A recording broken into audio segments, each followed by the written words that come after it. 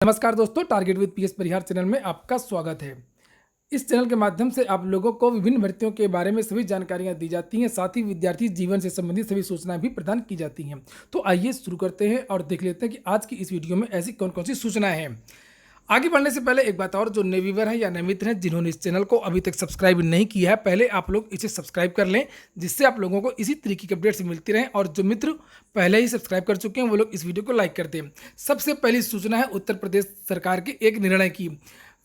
TV चैनलों में एक न्यूज आ रही है और मीडिया के विभिन्न माध्यमों से ये पता चला है कि अब उत्तर प्रदेश में नई भर्तियां नहीं होंगी, नई भर्तियों पर रोक लगा दी गई। ये देखिए, न्यूज 18 की खबर है, लिखा है कोई नई भर्ती नहीं और कोई नया निर्माण कार्य नहीं, खर्च कम करने के लिए उत्तर प्रदेश सरकार ने लिया एक बड़ा निर्णय। ये देखिए, यहाँ पर लिखा कि इस साल कोई सरकारी भर्ती नहीं होगी, कोई नई भर्ती नहीं होगी, कोई निर्माण कार्य नहीं हो। हालांकि उत्तर प्रदेश में जब से भाजपा की सरकार आई है, पिछले लगभग 3.5 वर्षों में वैसे भी भर्ती में रोक लगी रही है, कोई भी भर्ती हुई ही कहाँ है। चाहे वो माध्यमिक शिक्षक सेवा चयन बोर्ड हो, कोई नया विज्ञापन नहीं आया। चाहे वो LT ग्रेड शिक्षक भर्ती हो, वो भर्ती भी पूरी नहीं हो पाई है। और इसी तरीके से UP SSS का किसी भी भर्ती का नया जो विज्ञापन आया हो पिछले 3 सालों में, वो पूरा नहीं हो पाया है। ना ही दरोगा भर्ती का विज्ञापन अभी तक आया है, नियमावली के बहाने रुक दिया है।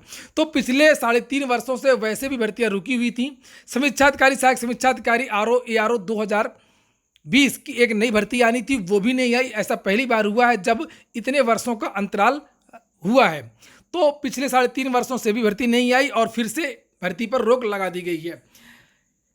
हालांकि ये सरकार तो वैसे भी रोजगार विरोधी सरकार है और इसको कोरोना का एक बहाना मिल गया और कोरोना के बहाने से योगी सरकार ने इन भर्तियों पर रोक लगा दी है। वहीं पर कुछ अन्य राज्य हैं ऐसे जहां पर भर्तियों की बाढ़ आ गई है, बहुत सारी भर्तियां आ रही हैं और भर्तियों को जल्दी पूरा भी किया जा रहा है।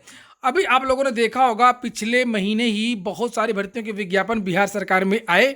वहीं पर थोड़ी देर पहले की ये न्यूज है हिंदुस्तान समाचार पत्र में, राजस्थान से भी लगातार भर्तियां आती रहती हैं। और आज वहां के जो मुख्यमंत्री हैं अशोक गहलोत, उन्होंने ये निर्देश दिए अधिकारियों को जल्दी से जल्दी जितनी भी पेंडिंग भर्तियां हैं उनको समय के अंदर पूरा किया जाए।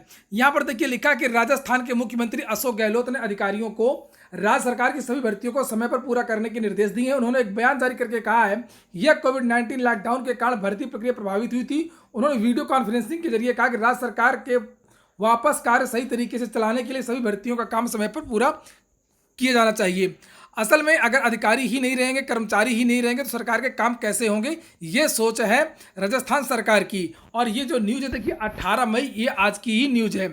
वहीं पर एक जानकारी और मिली थी कि UP SSS से पिछले बहुत सारे परिणाम तो रुके ही हुए हैं। लगभग 13-14 भर्तियों के परिणाम पेंडिंग हैं, परिणाम नहीं आए हैं और लगभग इतने ही भर्तियों का अध्याचन भी UP SSS पहुंच चुका है।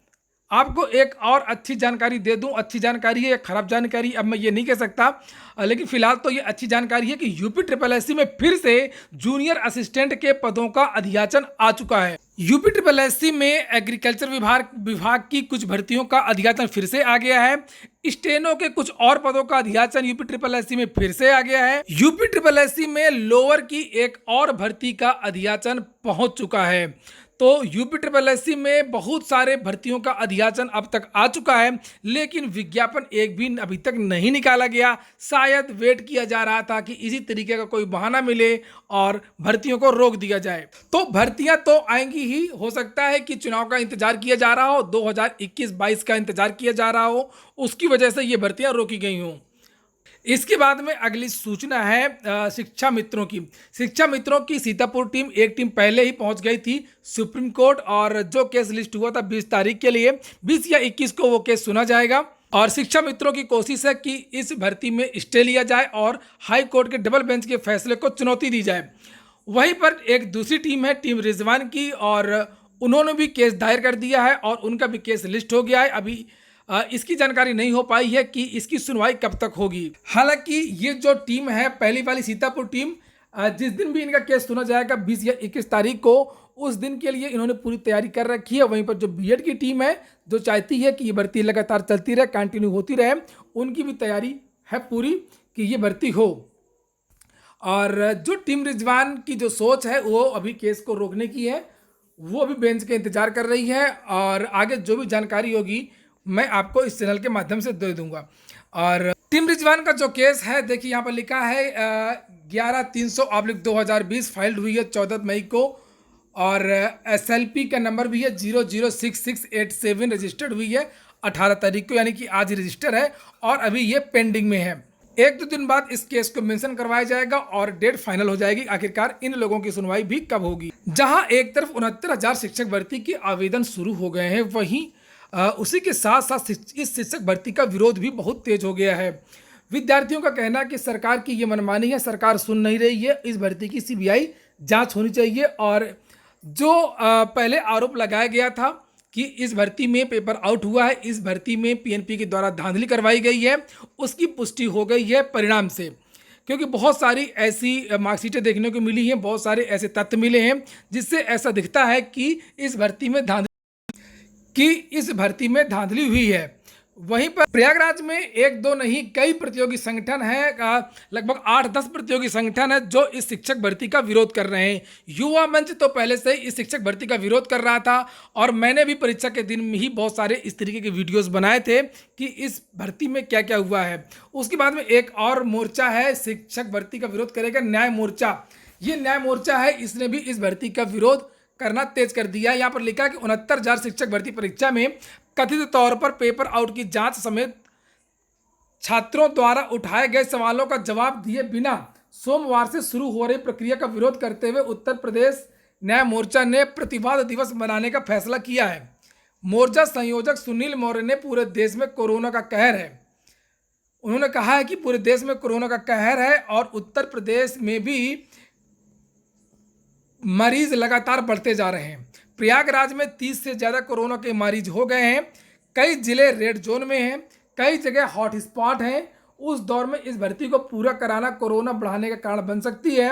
उन्होंने योगी सरकार की जल्दबाजी पर सवाल उठाते हुए कहा कि 18 महीने में यह चिंता नहीं थी तो अब चिंता क्यों, जबकि स्कूल जुलाई में भी खुलने पर अभी संशय है। छात्रों ने इस भर्ती की CBI जांच की मांग भी की है। तो विद्यार्थियों का कहना है कि इतनी जल्दबाजी सरकार ना करे, पहले इसकी एक जांच करवाए, उसके बाद इस भर्ती को पूरा करवाए। विद्यार्थी सरकार से तो विरोध कर ही रहे हैं, सरकार से तो न्याय की गुहार कर ही रहे हैं। वहीं पर बहुत सारे ऐसे विद्यार्थी भी हैं जो अगर सरकार नहीं मानेगी तो हाई कोर्ट भी जाएंगे। हालांकि हाई कोर्ट में इसके लिए पहले ही केस किया जा चुका है और एक दूसरा केस करने की तैयारी है। तो ठीक है दोस्तों, ये हो गया आज का वीडियो। और वीडियो अगर आपके काम का हो, वीडियो अगर आपको अच्छा लगता हो तो वीडियो को लाइक अवश्य कर दिया करें। और जिन मित्रों ने अभी भी target with PS Parihar app को डाउनलोड ना किया हो तो लॉकडाउन में फ़ायदा उठाएं, टेस्ट सीरीज में भाग लें, पुराने पेपर देखें, चाहे कोई भी भर्ती हो, चाहे वो लेखपाल की भर्ती हो, लोअर की भर्ती हो, IAS की हो, PCS की हो, JEE मेंस की हो, एडवांस की हो, नीट की हो या किसी विश्वविद्यालय के एंट्रेंस एग्जाम की हो। पूरा वीडियो सुनने के लिए बहुत बहुत धन्यवाद।